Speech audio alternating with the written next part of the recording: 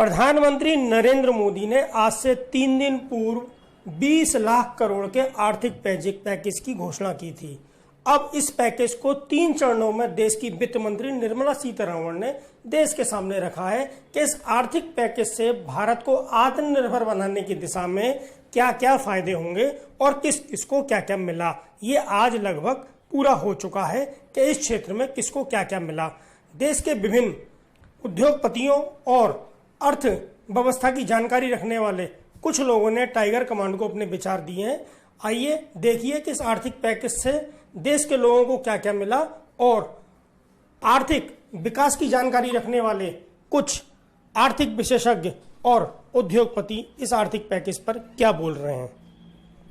केंद्र सरकार ने जो कल एक भारी भरकम हमारे माननीय प्रधानमंत्री जी ने 20 लाख करोड़ का जो पैकेज दिया है वो उद्योगों के लिए एक जीवन बूटी का काम करेगा। माननीय वित्त मंत्री जी ने कल उसकी डिटेलिंग दी थी। तो हम लोग रियल एस्टेट के व्यापार से जुड़े हुए हैं।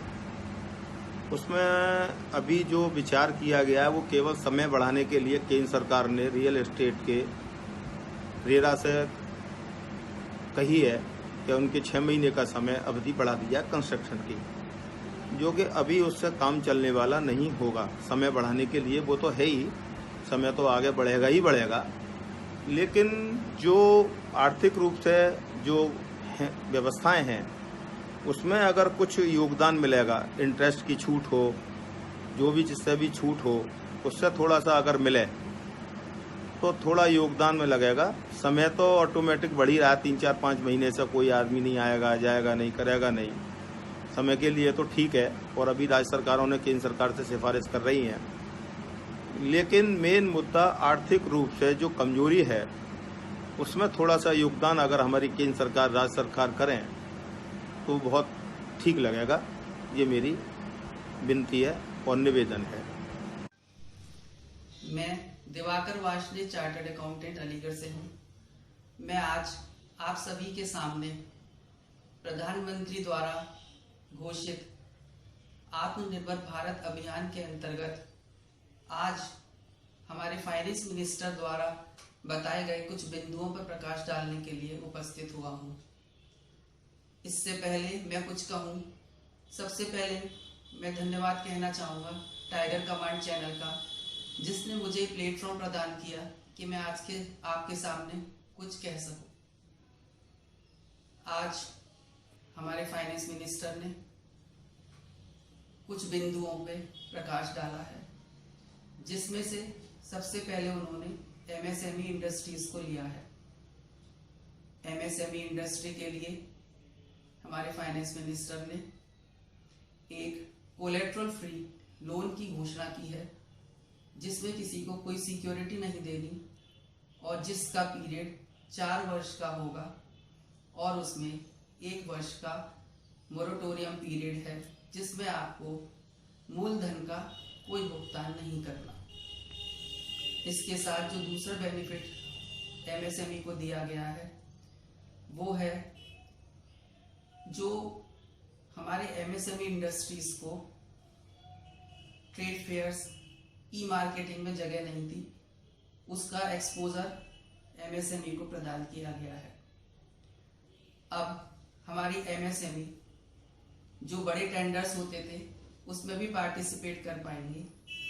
अब 200 करोड़ तक के जो टेंडर हैं वो ग्लोबल टेंडर से बाहर कहलाएंगे। इसके बाद फाइनेंस मिनिस्टर ने लेबर वर्कर्स ईपीएफ को भी ध्यान में रखते हुए जो बेनिफिट दिए हैं वो ये हैं।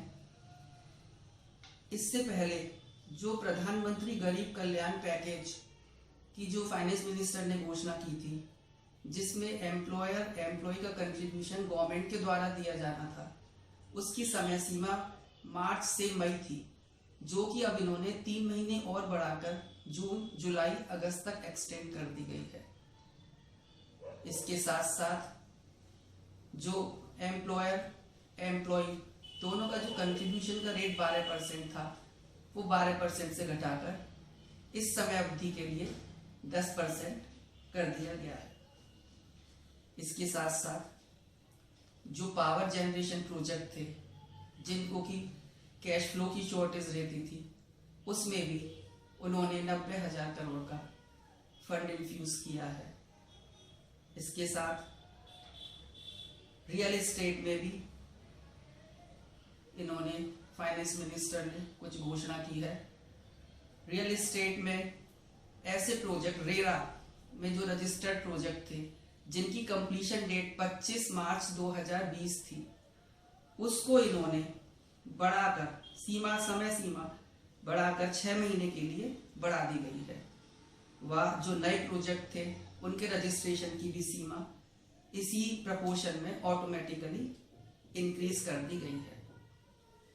अब इनकम टैक्स, जो टीडीएस और टीसीएस अदर देन सैलरी के जो रेट थे, अब हमें वित्तीय वर्ष 2020-2021 के लिए जो टीडीएस कटेगा वो 25% कम रेट से टीडीएस काटना होगा।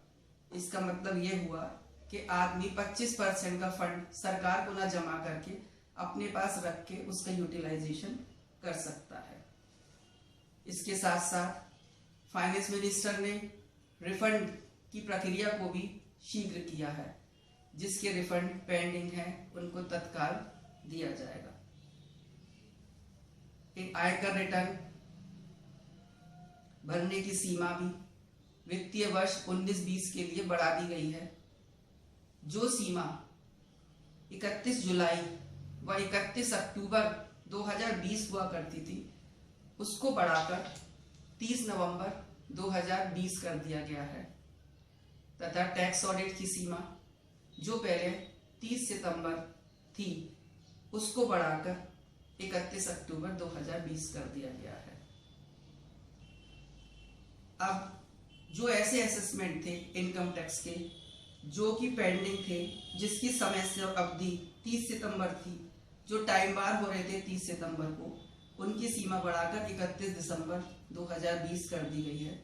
और ऐसे असेसमेंट के केस जिनकी टाइम बारिंग डेट 31 मार्च 2021 थी, वो बढ़ाकर 30 सितंबर 2021 कर दी गई है। सरकार ने एक विवाद से विश्वास स्कीम भी सेटलमेंट के लिए डिक्लेयर करी थी, उसकी भी सीमा अवधि बढ़ाकर 31 दिसंबर 2020 कर दी गई है। यही कुछ संक्षिप्त विवरण था। धन्यवाद।